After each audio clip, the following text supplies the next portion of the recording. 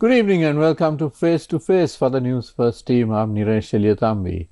When Sri Lankans called for system change for so many years, an obvious prerequisite was that the old corrupt system needed to be investigated, needed to be discontinued and swept away.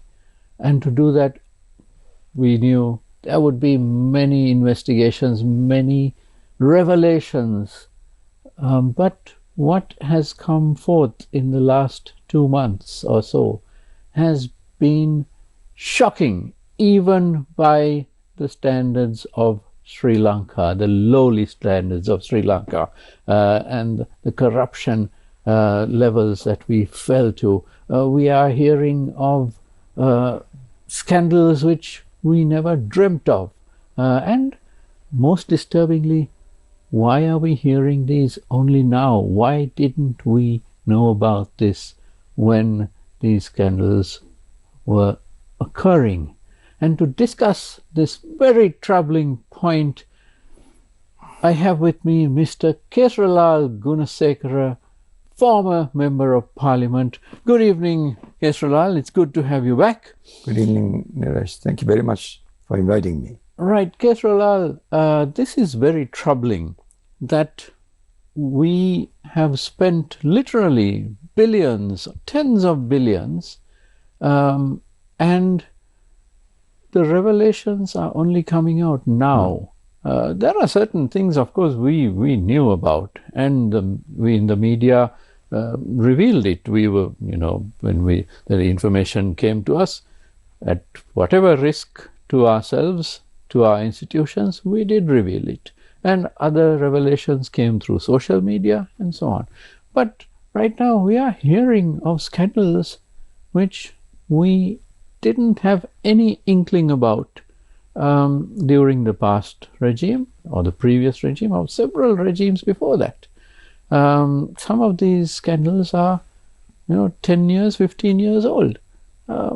What has happened to Sri Lankan society that we have kept these scandals, this corruption hidden? And when I say we, it is we as a society. What's gone wrong here? Well, Niresh, the issue is that I still feel that our civil society is fundamentally a dormant civil society.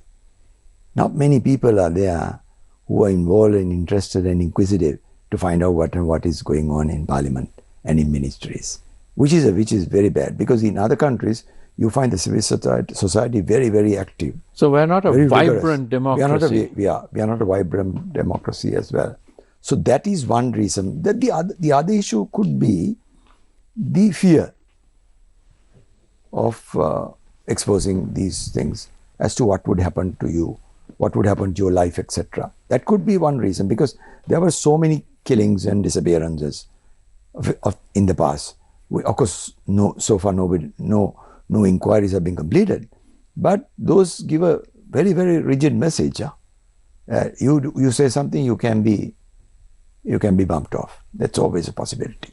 So that all those factors together could have contributed, I feel. But generally, if the civil society is dormant, we are in serious trouble.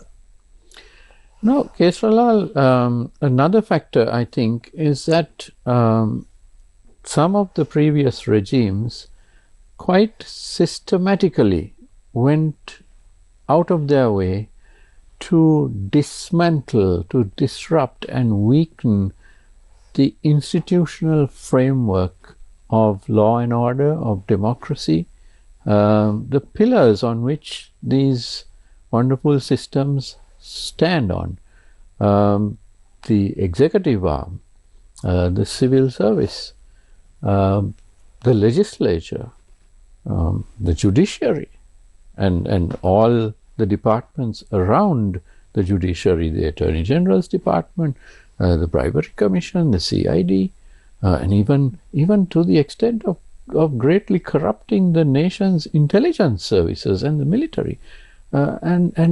It's quite astounding, and it reeks of a treacherous behavior which we need to really look at now, because this is not something which just happened. It was a plan, wasn't it? Yeah.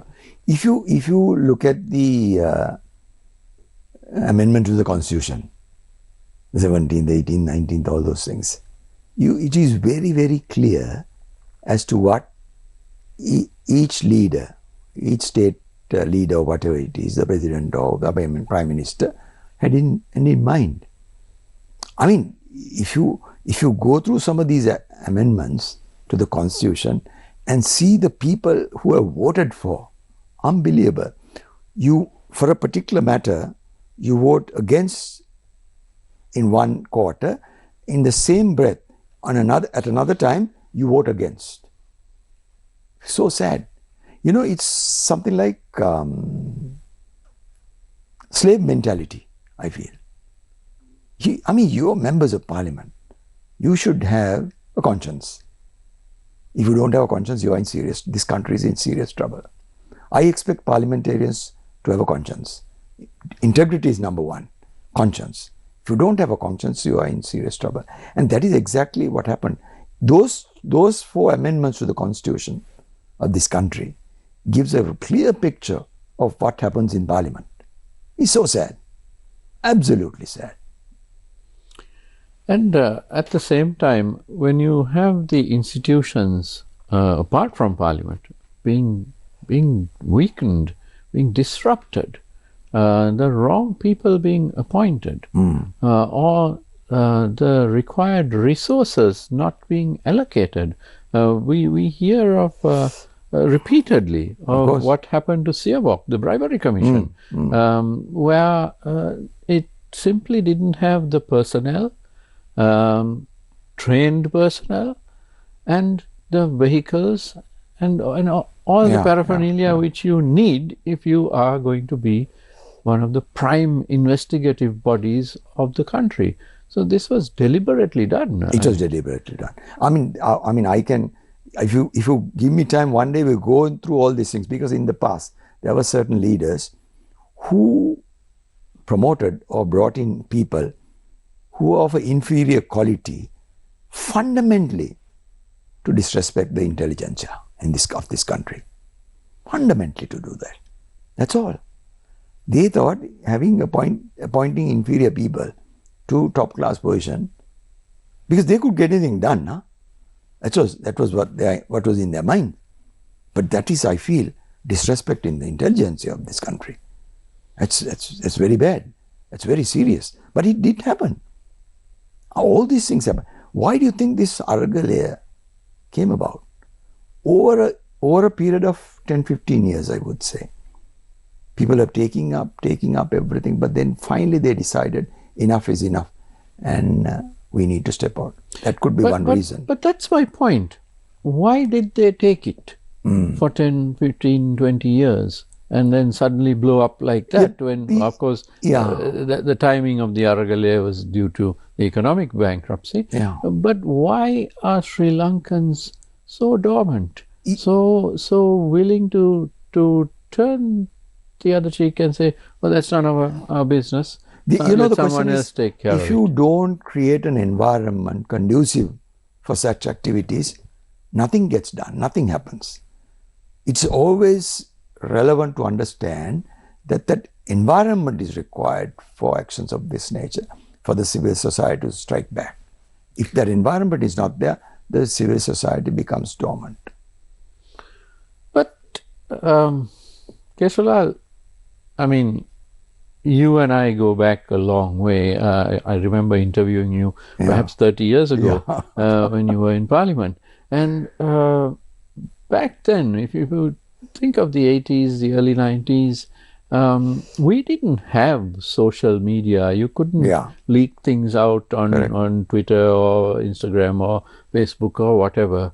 It had to appear in the newspaper. And it did come as well. Yes, but to do that, the information had to come to the newspapers. Yes. And of course, all the newspapers, the telephones were tapped by the government. Yeah. So we journalists, we knew not to use those the telephones, and the public knew as well. They wouldn't call and give us confidential information. On those phones. But somehow the information came to us, Kesarralal. And it is, I mean, if it came anonymously, we were much less likely to publish it, because where's the source? How can we trust, a document just showing up, right? That might be interesting to read, but we can't reproduce what's in it. So officials used to somehow get through to us. Correct. Say, come and meet me, but don't come to my office. Yes. So, I mean, we used to go in the dead of night to people's houses whom we never met That before. was there. That culture was also there to some degree. And those people would convince us. And then the onus was on the journalists, whether to publish or not, whether we trusted that individual, whether the documents were there, and so on. But we did make those revelations. And my point is that the bureaucrats did try to blow the whistle in some form. But that seems to have changed and almost died out over the past decade or so. That could be, the reason could be, Niresh, where we are top-class civil servants, if you take that particular period, who are not so easy to bend down. But thereafter, the officials who come, I'm in no way wanting to cast aspersions on them. But then I feel subsequently, the people who came in, no sooner you come under the hammer of the president, you are in serious trouble. The day you give in to the minister, give in to the president, give in to the prime minister, you are finished. I think that is what happened. But by and large, that is the culture that was established, and they wanted that culture as well to prosper and move forward. But it seems that there is a degree of cowardice in our culture, which you can't really explain. Let's take the case of Minister Mervyn Silva. He went and tied a civil servant, an official, to a tree. And this was recorded, and it was played all over. And what bothered me most at the time was not Mervyn Silva's behavior, but the silence of the people around in that entire department. They allowed a colleague to be tied to a tree, and they themselves are there in the video. How is that okay? I mean, it was not okay then, it's not okay now. But what is it that kept people from standing up right then and telling the minister, no, you can't do that, right? Just because he's got a gang of thugs. I mean, inside a government department, you will have 100, 200 people, surely. What is it that is in our psyche? It could be cowardice also, but at the same time, as I told you, once you create an environment where you fear to oppose, then they succeed. The perpetrators succeed. That is, I feel that is what happened. That's why they were frightened. I mean, with regard to the example that you raised, people are frightened, no? Frightened of reprisals. That certainly would be one reason. But there is one thing that I realize now. If you watch the proceedings of some of the COPE meetings, the things that are coming out, I feel the NPP government had all this in their armory, this information. That's why so quickly things are coming out. You can't get things out so quickly. That is why I feel they had it in their armory, and therefore, one by one, they are bringing it out. Well, that's interesting. It is sad. It is sad, but still for all. Well, what bothers me now is that let's look at the situation under the Rajapaksas, where Mahinda Rajapaksa had a 2/3 majority, had a stranglehold on civil society, and of course the military was with him, The white vans were ruling our society, basically. But it was all this concentration of power. And the opposition was almost non-existent. The UNP under Ranil Wickremesinghe had just fallen apart. And, whatever the regime wanted to do could be done without any problem from the opposition, apart from maybe a speech or two in Parliament at some point, but nothing substantial. Now we have a situation where the NPP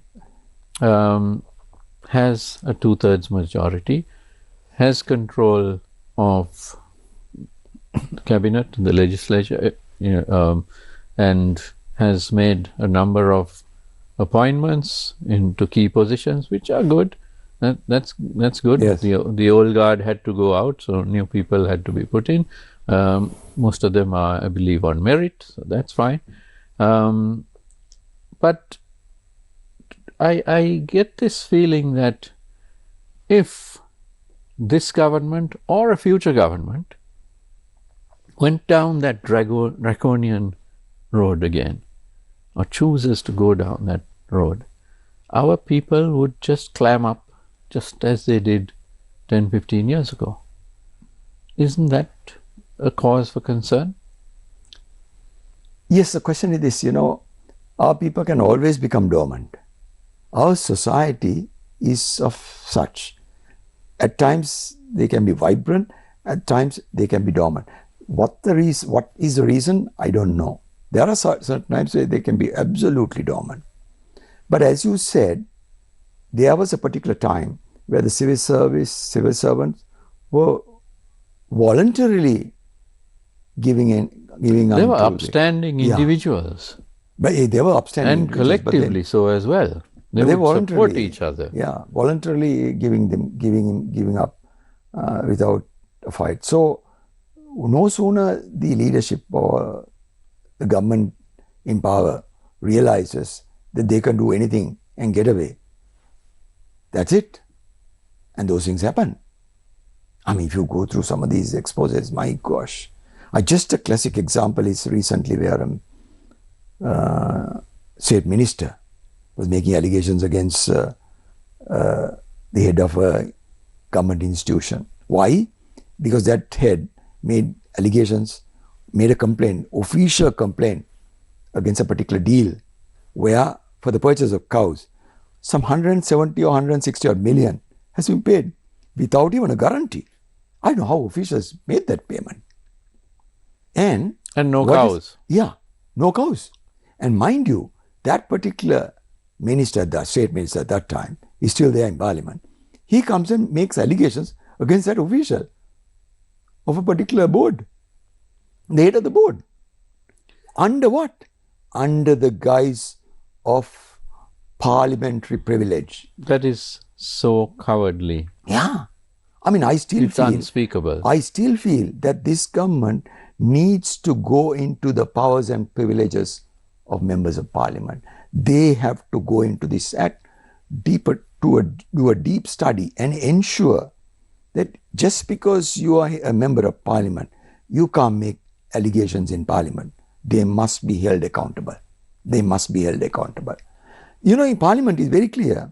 If I want to make an allegations against a particular official outside parliament, it has to be through a substantive motion. Huh?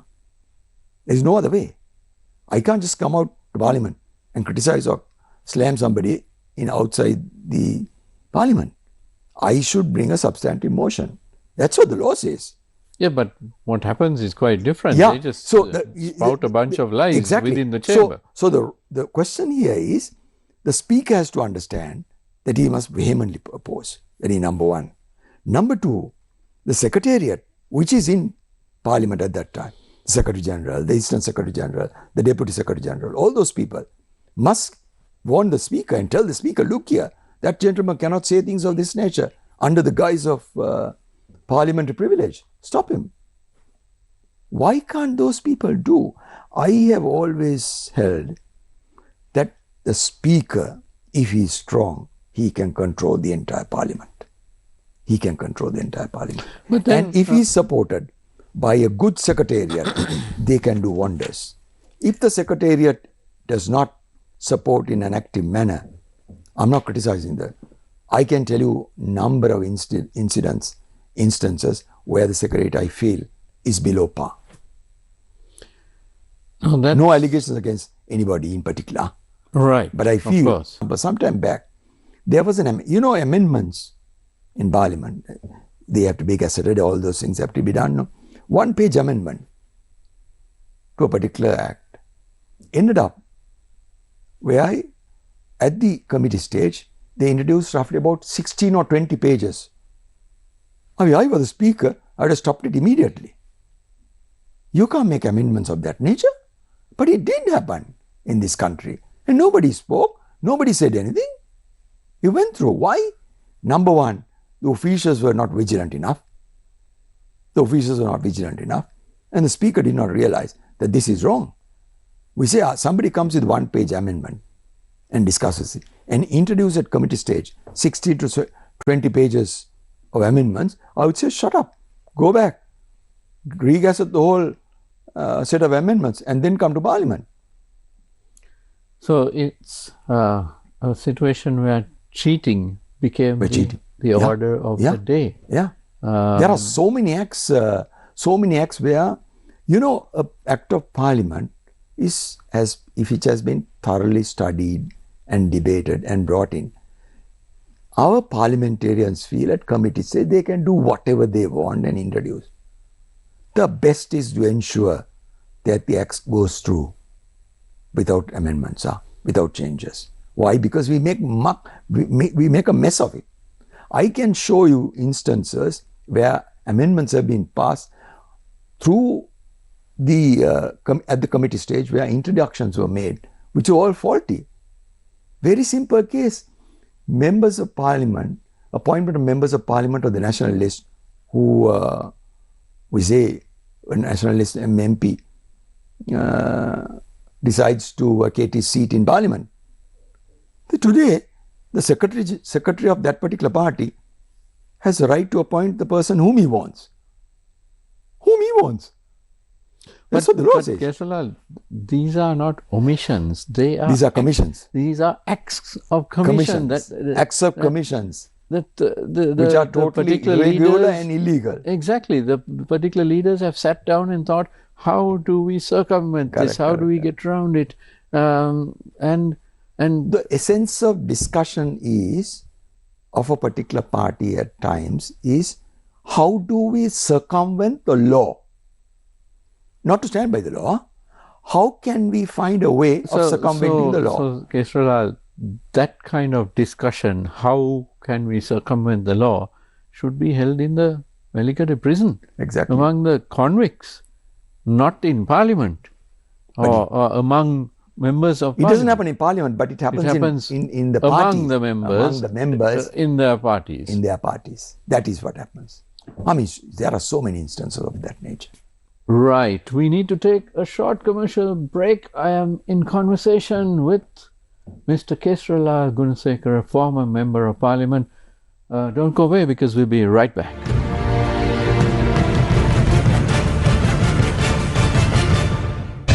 By delaying these state-owned enterprises reforms, we are drifting from a take-off hope by people.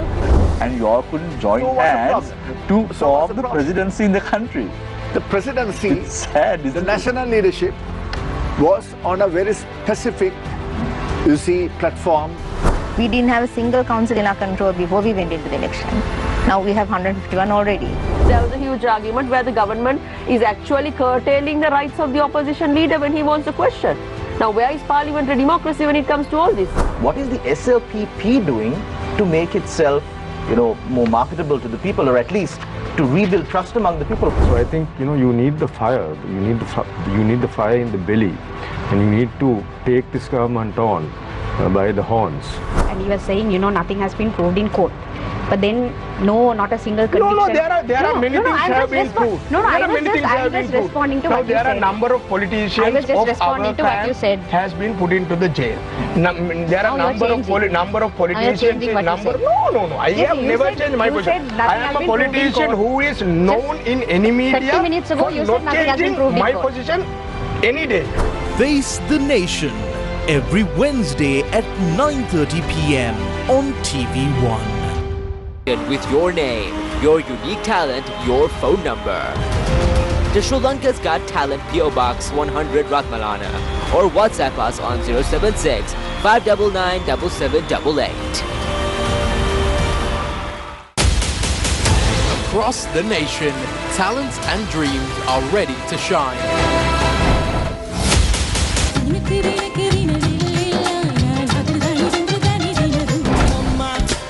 Introducing new faces and extraordinary performances from every corner. We proudly present some of the finest rising stars. Stuffy Crowd Season 2.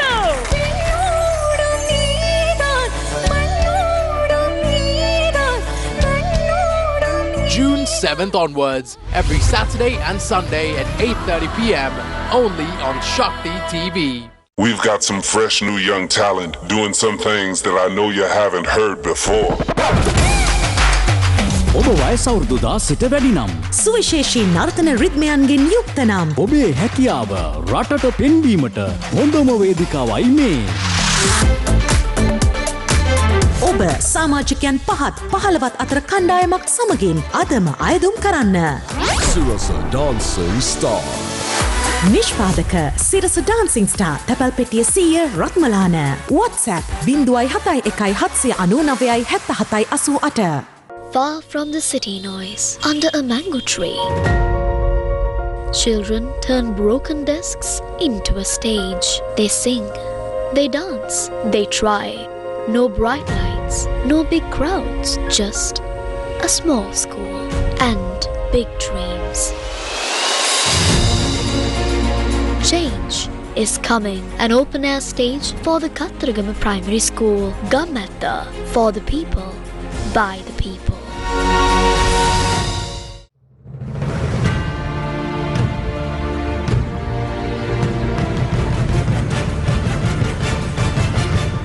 Welcome back to Face to Face. I am in conversation with Kesarralal Gunasekera, former Member of Parliament.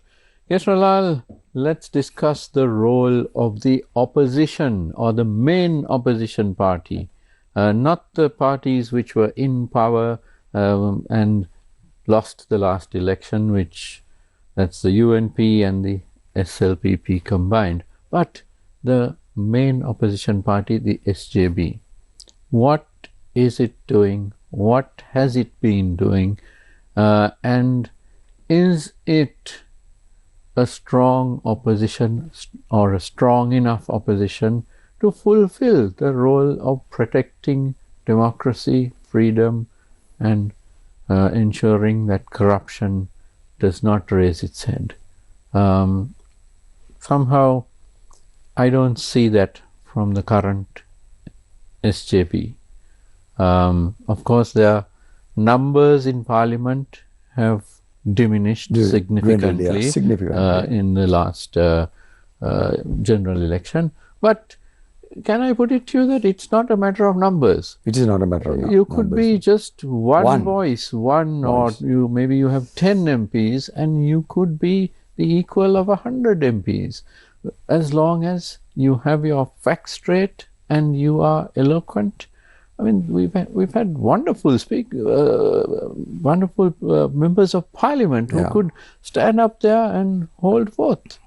But right now, the SJB seems to have lost its way, and that's not good for Sri Lanka, for democracy. What are your thoughts on this? That's not good for the government as well, Niresh. Oh, absolutely. Because I strongly believe, a strong government should always have a strong opposition. That's the only way a government can become stronger, if you have a strong opposition. If the opposition becomes weak, then I don't have to say what is the position of the government. So the role of the SJP, the main opposition party, they need to understand, they have to buckle up.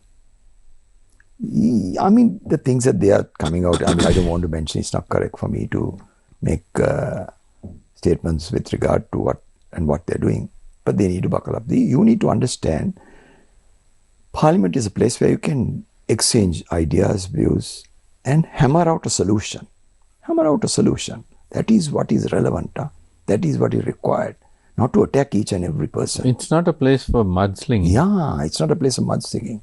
What you see almost on a daily basis is mudslinging. And no sooner the opposition resorts to mudslinging, the government also has to respond in that same manner. That is what happened. That is what happened. It's so sad. There are so many good things that you can get the government to do. When I was in Parliament, Naresh, I never went after positions of state ministry portfolios, etc. As a member of Parliament, what I could do it. That's all. Don't create rumpus in Parliament. Today, we have so many parliamentarians who are acting fundamentally in a irregular manner. Those are not things, that's not the way to move forward. I'll give you a good example. A member of Parliament is a good friend of mine, good member of Parliament. Recently, I sent him an WhatsApp message. I said, I listened to one of your speeches. 3 instances you made mistakes. 3 instances. Number one, with regard to the monies that were doled out by the President's Fund. Then, with regard to the certain laws that were held for discussion, etc. I said, all three occasions, you are woefully wrong. I use the term woefully wrong. Please correct yourself. That's very important. It's always essential that when a member of Parliament comes before Parliament and makes a speech, he must talk facts. He must always talk facts. If he doesn't, that means he's not carrying out his duty. That is what happened in this present day context. You start mudslinging. There's no end. There's no end. So we need to put this house in order. And don't ever think that the government can do it alone. Nah? Government needs the support of the opposition to do that. So either they come into an agreement, discuss as to how we are going to move forward, and tell the speaker to be very strong, and then take it away. Because whatever said and done, the alternative government is the opposition, main opposition. That has to be understood. They always stand a chance. But they must do it in the most democratic manner. If they want to rise up, they must do it in the most democratic manner. If they don't do that, that's so sad. So Parliament, if they understand the activities of the opposition, and if they resort to proper dialogue, delivery is definitely going to happen. That's very important. Now, you speak of Parliament, but it's not just Parliament. I mean, every one of us has to do some soul searching. Yeah. What did we know when those misdeeds were being carried out? Hundreds and thousands of instances of corruption. There is no way to carry out corruption without a lot of people getting to know it. Yeah. You're working in a government department or a corporation or a Pradesh Sabha, and you see what's happening. There are hundreds of people, and they talk in the lunchroom or at home. They do. So it's known. Whatever is happening is known, but it is then hidden consciously by those who know about it, who are not necessarily part of what happened. We all need to think of what did we know and what did we hide? Why were we silent? Soul searching is always essential. But I still feel, Niresh, that culture has to come in. And the government has the responsibility of bringing that culture. If I just digress from this particular, at this particular moment, I saw 1 or 2 programs of this, of the COPE committee. I mean, sometimes you can't even listen to those because so much of corruption. But I must tell them, very, very carefully caution them, that you need to understand, you have to move in that direction. Whoever has done wrong has to be brought to book and then punished accordingly. But you have to understand that when you are dealing with officials, you must ensure that you carry out your functions without disrespecting them. I have seen on many occasions where officials have been disrespected, which is wrong. Because you got to understand, they are the people who carry out functions, not the politicians. So you must do it in such a way, create an environment that you carry out all those functions. Exposes are required. You have to expose, but at the same time ensure that the officials are respected. But Kesarralal, can I put it to you that it is the way that officials have behaved over the last decade or so. Correct. That has led to this lack of respect for those officials, those positions. Because you have the natural assumption, if you're a member of parliament or a member of the public, who walks in to a government department, you feel you're entering into some sort of hell and you're looking to get some mundane thing done. But you'll have to run the gauntlet of so much corruption to get it done. Get it done, yeah. And there, you can't see a friend in there, an official who okay, this guy looks like he's in a position of authority, he will take care of it. Because you go to him, and to get to him, you have to, go through and you don't get the result that you expect. This is commonplace. Correct. So when officials are brought before COPE, and then the COPE members talk down to them, I agree with what you're saying, that there should be more respect. Yes, but the officials have brought it upon themselves. No, that could be the reason. But only thing is, we have to understand that we need to work with these people also. No? You can't chase people away. You can't walk in the ministry. Half your civil service. No, you can't. You need to work with them as well. So create an atmosphere where you get your work done as well. But at the same time, ensure if some member criticizes in a disrespectful manner, caution him. For heaven's sake, don't say things like that. You want to raise things, you raise it. You get it minuted also, you get it recorded also. But still for all, ensure that man has respect. That man's dignity is not affected. I will tell you a very simple case. When I was sitting at the petitions committee, the head of the petition committee was a minister. I don't want to mention name. He's not a minister anymore. He was seated as the president. A particular case came up where he bawled out at the secretary of the ministry. I was seated next to him. Nobody heard me speaking to the president. I said, you can't talk like that to him. He said, why? But he is wrong. I said, I totally agree with you, he is wrong. But don't talk like that, because how the hell is he going to work in the ministry back again? He can't. He'll not be able to do his work. So what do you want me to do? I said, you must apologize. I said, you need to apologize. And he was good enough. He told the secretary, my co-member informs me that the way I spoke to you is, I'm so sorry about it. I withdraw that. But you also have to understand, and he made a joke and things, okay, you submit your report, we see what we could done. That's how it was settled. And the secretary, my God, the face, the way he changed, because he was so happy that the minister had apologized to him for the remarks that he made. That is how you should conduct yourself. It is very essential to understand that there has been so many bad things, wrong things that have happened in the past. And you need to take action as well. But you must be cautious. In every approach, you must be cautious. Because you've got to understand that you're working with these people. You need their support. You need them to move forward. We have to move forward now, not backwards. With these inquiries, with these exposes, we still need to move forward. The only way to move forward is to ensure that you respect government officials, whatever forum, whichever forum. I tell this to the minister, to the prime minister, the president, everybody.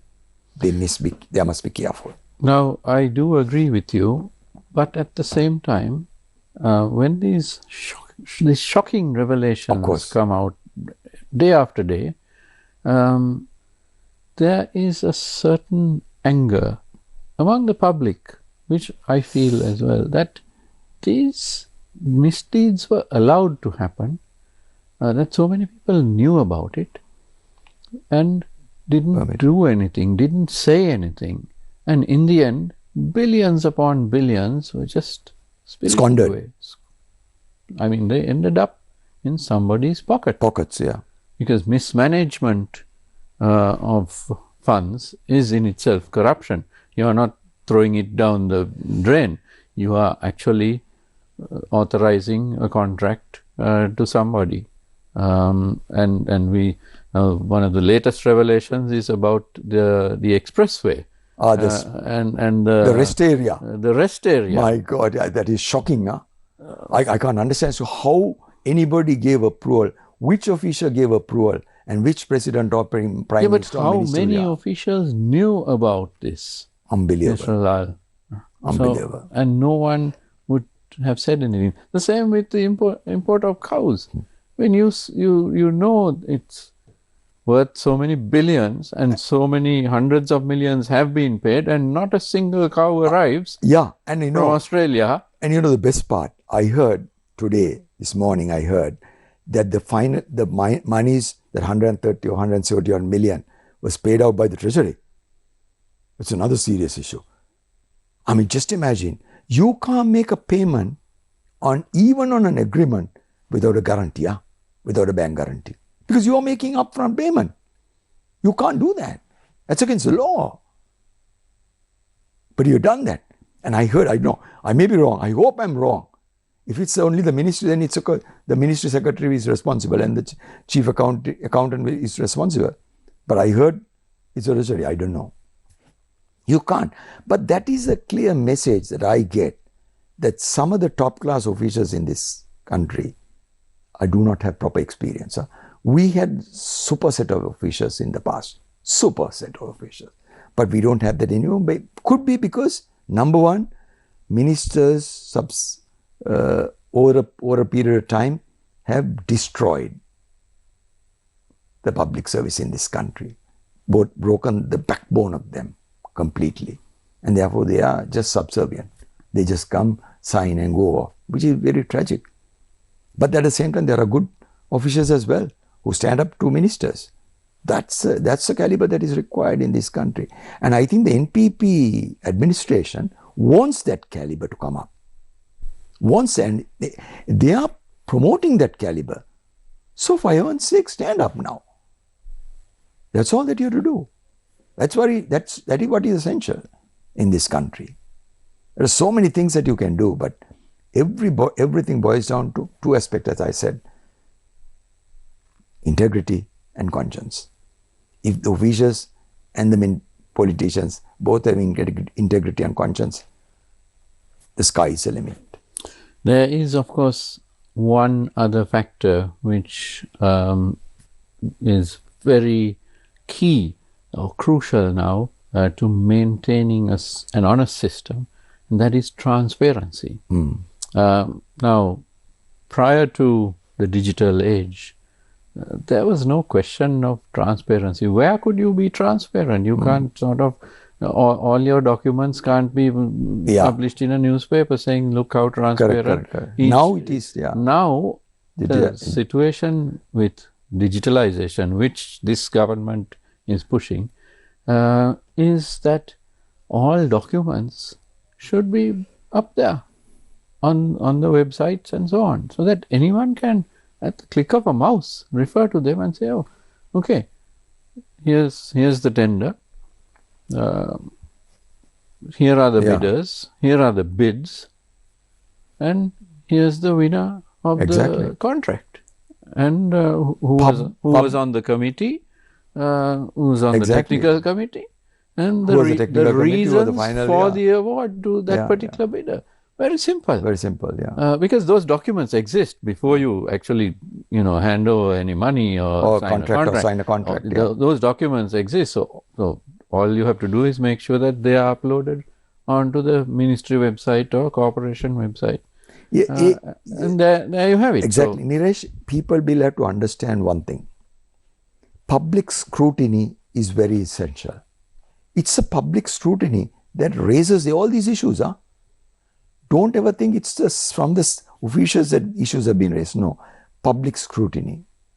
You get some yucko characters who will go into so many areas and find out what has gone wrong. That scrutiny has to be permitted, and the government must ensure that scrutiny is not blocked in any way. Well, that is where my point about the opposition comes in, because if the government, despite all its lofty promises, decides one day, okay, we're not going to be so transparent. All these documents don't need to be uploaded. Made public and things like that. Forget about it. Why should the public know? There'll be nobody to stop them. I'm not talking about this government. It could be any government. It could be 10 years down the road. Yes. So we need that strong opposition and a strong tradition of opposition. We've had, for far too long, weak opposition parties. We've had the SJB, the UNP. Right now the SLPP is also weak. So we have a whole bunch of weak opposition parties which don't look like they're going to suddenly gain strength and grow a backbone, basically, where you have individuals and collectively where they would be keeping the government on its toes. That's true. So let's hope, because I feel that as long as I always supported this move of the MPP because I felt that this change was required for this country. It wasn't like the country had a choice. Let's be quite clear and honest about that. That's the only way. And they must, and they at the same time need to understand. I must tell them openly that if by chance they make a mistake, it is from inside that the problem is created, not from outside. The government is moving very rapidly, I would say, in certain areas, but slow in certain areas, which they have to pick up. But they must be careful in one aspect, because whatever disagreements can come within, not from outside. So they must be extremely careful in all their dealings, even within the group of the NPP. That's very essential. These are the areas that you must be careful. And mind you, I don't see anything else happening, because if by chance, I prefer this to move forward for a longer period. This system must move forward for a longer period so that things get established. Then thereafter, you can move out and see, okay, we'll come to terms and fight. But may I point out to you that it should not be reliance on any one political party. No, it is the system. It's a system. It's a creation of the system. The judiciary must stand up and say, we're never going to be under attack again. And the judiciary should defend itself as well. Civil society, the different ministries, the people in those, the corporations, they should stand up and build a culture where they are not going to cow down, no matter who's in power. That type of discussion has to be portrayed over media, electronic media, etc. Niresh, I always believe that, because you need to educate people on these lines, especially the Sinhala speaking crowd. That is very essential. Those things, if you listen to some of the programs on Sinhala media, I don't want to mention names, but the substance is of a very, very weak nature, no? What do they discuss, etc.? It's all attacking each other and saying various, making allegations. No, something, because it's very essential. When the government moves forward, the government has to ensure that they take the people also with them. Huh? They move forward with the people as well. If they move forward and the people are going backwards, you are in trouble. But it should also be that the people should move the government forward. Totally agree. And not allow it that is why I go said, down the wrong if the government road. is moving in one direction, the people are moving, then mean that they are ensuring that is happening. These are good points for any government, I feel. That is very essential. That's the only way, because I feel when I listen to some of these programs, when I listen to certain meetings in Parliament, I sometimes wonder as to where the hell we are going in today's context. But as long as we are going down the right road. Exactly. And we will get there. There is one thing I want to say, Niresh. I have always believed that a glorified MP should not be what the country should create. A glorified person and a glorified MP. I think the MPP is gradually bringing the status of a member down, notch by notch, which is a good sign. Huh? But that's exactly where it should be. Yeah. Because in many countries, especially in the Western world, a member of parliament will walk into a supermarket, a grocery store.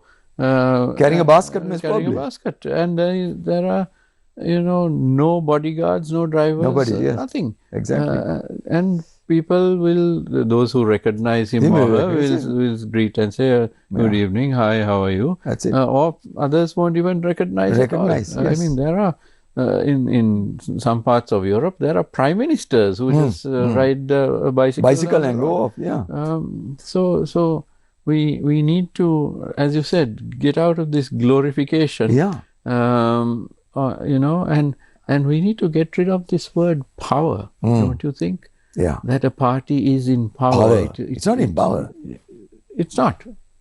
And I'm usually very careful when I talk about parties and individuals.